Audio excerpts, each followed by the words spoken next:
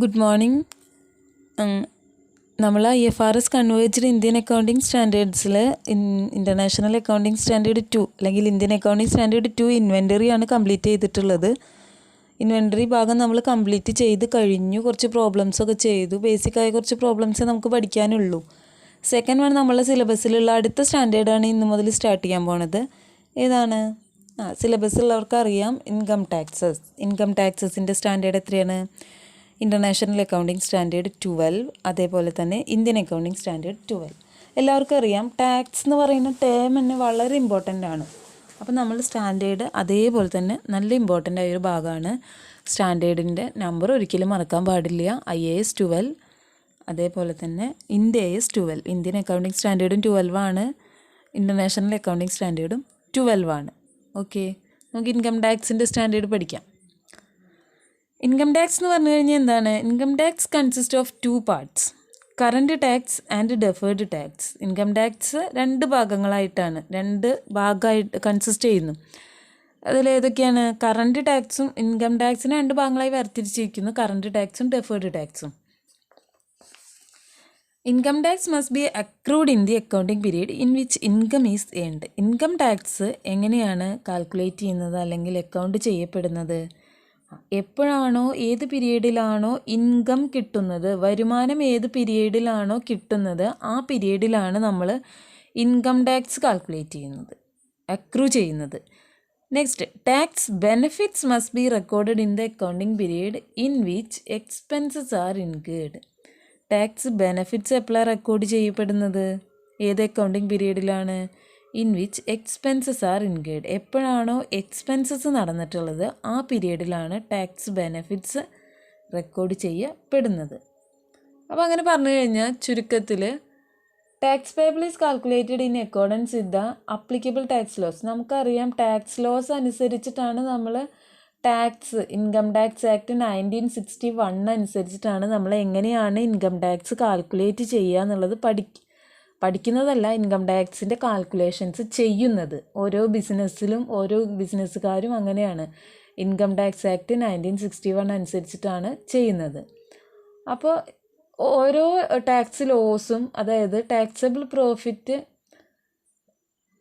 Indian accounting standard അനുസരിച്ച് taxable profit calculate ചെയ്യുന്ന സമയത്ത് ചിലപ്പോൾ വ്യത്യാസങ്ങൾ വരാം. അപ്പോൾ അങ്ങനെ വരുമ്പോൾ tax calculated as per the tax laws of the country is known as current tax. Current tax എന്താണെന്ന് ഒന്നുകൂടി പറയുന്നുണ്ട്. എന്നാലും ഒരു രാജ്യത്തെ നിയമങ്ങൾ അനുസരിച്ചിട്ട് നമ്മൾ ടാക്സ് കാൽക്കുലേറ്റ് ചെയ്യുമ്പോൾ ആ ടാക്സിനെ പറയുന്ന പേരാണെന്ത്? Current tax. കറൻറ്റ് ടാക്സ് എന്ന് പറഞ്ഞു കഴിഞ്ഞാൽ ഒരു രാജ്യത്തെ നിയമങ്ങൾ അനുസരിച്ചിട്ട് ടാക്സ് കാൽക്കുലേറ്റ് ചെയ്യുമ്പോൾ അതിന് നമ്മൾ കറൻറ്റ് ടാക്സ് എന്ന് പറയും. അപ്പോൾ ചുരുക്കത്തിൽ ഇതിൻ്റെ ഒരു ഇൻട്രൊഡക്ഷൻ എന്നുള്ള രീതിയിൽ പഠിച്ചു എന്നുള്ളത്, അല്ലാതെ ഇൻകം ടാക്സ് എന്താണെന്ന് നമ്മൾ സ്റ്റാൻഡേർഡിൽ പഠിക്കണമൊന്നുമില്ല. നമുക്ക് സ്റ്റാൻഡേർഡുമായി ബന്ധപ്പെട്ടിട്ട് കുറച്ച് ഡെഫിനിഷൻസ് പഠിക്കാനുണ്ട്. ഇൻകം ടാക്സ് 2 ഭാഗങ്ങളായിട്ട് 2 പാർട്ടായിട്ടാണ് കരുതുന്നത്. കറൻറ്റ് ടാക്സ് ഉണ്ട്, അതേപോലെ തന്നെ ഡെഫേർഡ് ടാക്സ് ഉണ്ട്. സാധാരണയായിട്ട് ഇൻകം ടാക്സ് എങ്ങനെയാണ് കാൽക്കുലേറ്റ് ചെയ്യുന്നത്? ഏത് പീരീഡിലാണോ ഇൻകം കിട്ടുന്നത് ആ പീരീഡ്. നേരെ മറിച്ച് ടാക്സ് പേബിൾസ് എങ്ങനെയാണ് കാൽക്കുലേറ്റ് ചെയ്യുന്നത്? ടാക്സ് ബെനിഫിറ്റ് എങ്ങനെയാണ് കാൽക്കുലേറ്റ് ചെയ്യുന്നത്? ഏത് പീരീഡിലാണോ എക്സ്പെൻസ് വരുന്നത് ആ പീരീഡിലാണ് നമ്മൾ ടാക്സ് പേബിൾ കാൽക്കുലേറ്റ് ചെയ്യുന്നത്. ഏത് ലോ അനുസരിച്ചിട്ടാണ് ഇൻകം ടാക്സിൻ്റെ പ്രിപ്പറേഷൻസ് നടക്കുന്നത്? ഇൻകം ടാക്സ് ആക്ട് 1961 അനുസരിച്ചിട്ടാണ് പ്രിപ്പറേഷൻസ് നടക്കുന്നത്. എന്താണ് കറൻറ്റ് ടാക്സ് എന്ന് പറഞ്ഞു കഴിഞ്ഞാൽ? The tax calculated as per the tax laws of the country is known as current tax. ഒരു രാജ്യത്തെ നിയമങ്ങളനുസരിച്ച് നമ്മൾ ടാക്സ് കാൽക്കുലേറ്റ് ചെയ്യുകയാണെങ്കിൽ അതിനെ പറയുന്ന പേരാണ് എന്ത്? Current tax. അപ്പോൾ ഇനി നെക്സ്റ്റ്, എന്താണ് ഈ IAS 12 അല്ലെങ്കിൽ IndAS 12ൻ്റെ ഒബ്ജക്റ്റീവ് എന്താണ്? The objective of this standard is to prescribe the accounting treatment for income tax. Income ടാക്സിൻ്റെ അക്കൗണ്ടിങ് ട്രീറ്റ്മെൻറ്റ് പ്രിപ്പയർ ചെയ്യുക എന്നുള്ളതാണ്, അല്ലെങ്കിൽ പ്രിസ്ക്രൈബ് ചെയ്യുക എന്നുള്ളതാണ് ഏത് സ്റ്റാൻഡേർഡിൻ്റെ ലക്ഷ്യമായിട്ട് പറയുന്നത്? IAS 12ൻ്റെ ലക്ഷ്യമായിട്ട് പറയുന്നത്. നെക്സ്റ്റ് ആണ് നമ്മൾ നോക്കുന്നത് എന്താണ് scope. IAS 12 should be applied accounting for income taxes. IAS 12 എന്ന് പറയുന്ന സ്റ്റാൻഡേർഡ് ഏതുമായി റിലേറ്റ് ചെയ്തിട്ട് അപ്ലൈ ചെയ്തിട്ടുള്ളതാണ്? ഇൻകം ടാക്സുമായി റിലേറ്റ് ചെയ്തിട്ട് അപ്ലൈ ചെയ്തിട്ടുള്ളതാണ്. ഇൻകം ടാക്സ് ഇൻകം ടാക്സിൽ എന്തൊക്കെയാണ് ഇൻക്ലൂഡഡ് ആയിട്ടുള്ളത്? Accounting for all income taxes including domestic, foreign and withholding taxes as well as the income tax consequences of dividend payments. അതായത് all domestic and foreign taxes.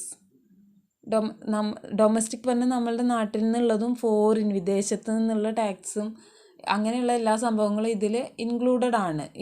Based on the taxable profit. Taxable പ്രോഫിറ്റിനെ base ചെയ്തിട്ടുള്ള domestic and foreign taxes. Next, taxes such as withholding taxes payable by subsidiary, associate or joint venture on distributions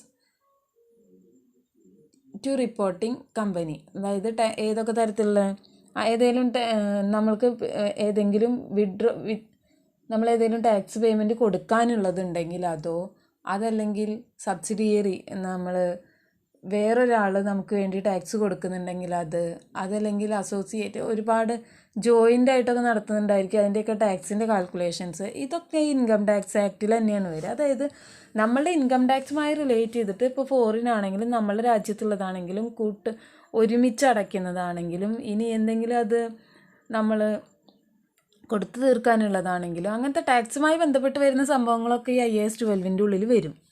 IAS 12 ഉള്ളിൽ വരാത്ത കുറച്ച് സംഭവങ്ങളുണ്ട്. IAS 12 does not apply accounting for government ഗ്രാൻറ്റും, അതേപോലെ തന്നെ government ഗ്രാൻറ്റിൻ്റെ accounting IAS 12 വരുന്നില്ല. Investment tax ക്രെഡിറ്റും ഏതിൽ വരുന്നില്ല? ഇൻവെസ്റ്റ്മെൻറ്റിൻ്റെയും അതേപോലെ തന്നെ ഗവൺമെൻറ് ഗ്രാൻറ്റിൻ്റെയും കൺസിഡറേഷൻസ് ഈ 12 അതിന് വേറെ സ്റ്റാൻഡേർഡ്സ് ആണ് അപ്ലൈ ചെയ്തിട്ട് ഉള്ളത്. അപ്പോൾ അത് രണ്ടും ഇതിൽ വരുന്നില്ല. ബാക്കിയുള്ള ടാക്സുമായി റിലേറ്റ് ചെയ്ത കാര്യങ്ങളൊക്കെ ഇതിലാണ് വരുന്നത്, ഇവിടെയാണ് വരുന്നത്. അപ്പോൾ ഒബ്ജക്റ്റീവ് പഠിച്ചു. ഇനി നമ്മൾ സ്കോപ്പ് നോക്കി. ഇനി അതിൽ കുറച്ച് ഇമ്പോർട്ടൻ്റ് ആയ ഭാഗമാണ് ഡെഫിനിഷൻസ് ഉണ്ട് കുറച്ച്. എന്തൊക്കെയാണ് ഡെഫിനിഷൻസ്?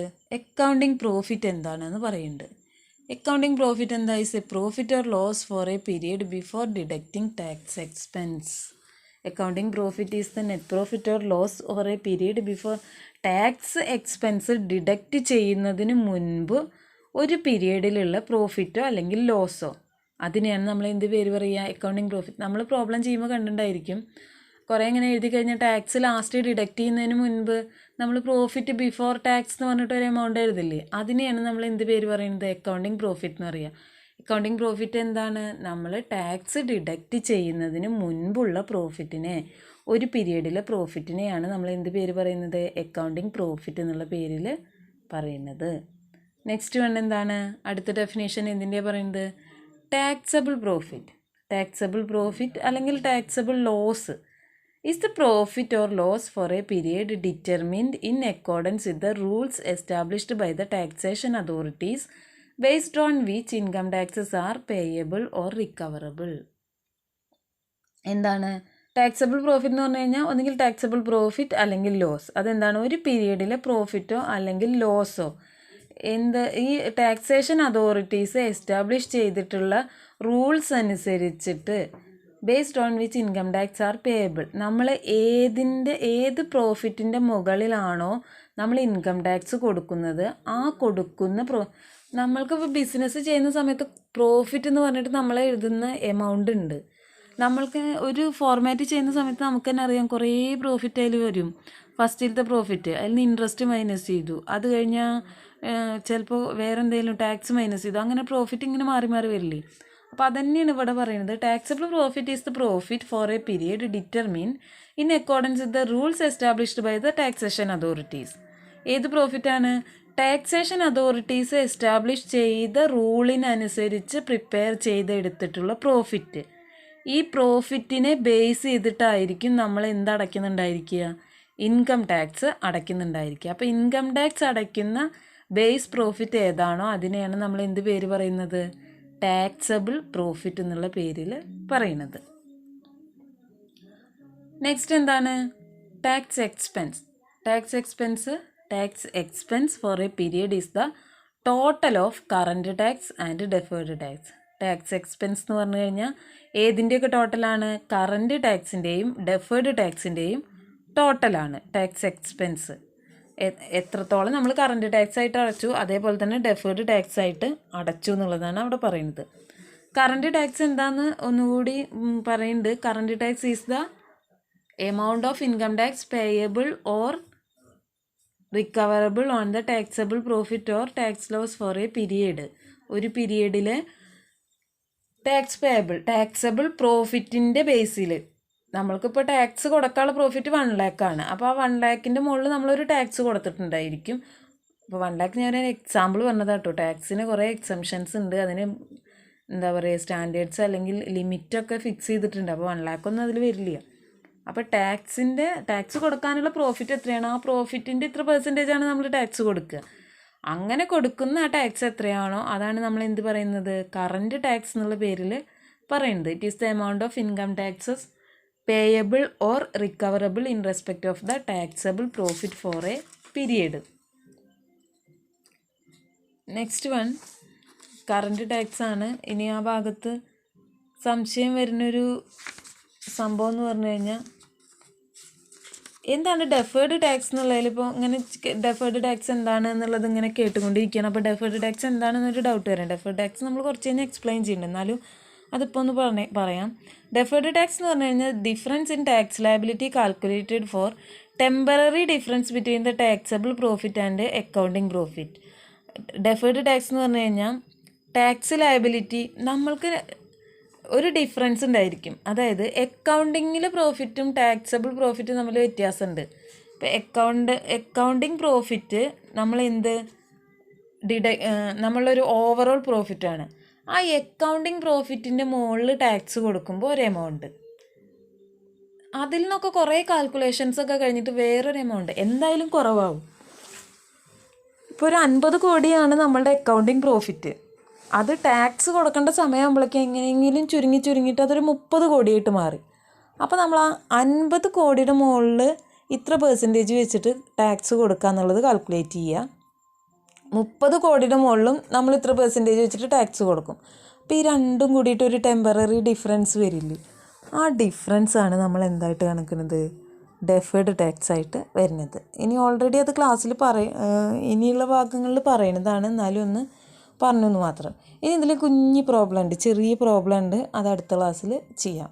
ഇത് കുറച്ചിങ്ങനെ ഒന്നിങ്ങോട്ട് നന്നായി മനസ്സിലായി, കുറച്ച് ഭാഗങ്ങളെ പറഞ്ഞിട്ടുള്ളൂ, അതാണ് നന്നായിട്ട് എഴുതിയെടുക്കുക. എന്തെങ്കിലും ഡൗട്ട് ഉണ്ടെങ്കിലൊക്കെ ചോദിക്കുക. Okay, thank you.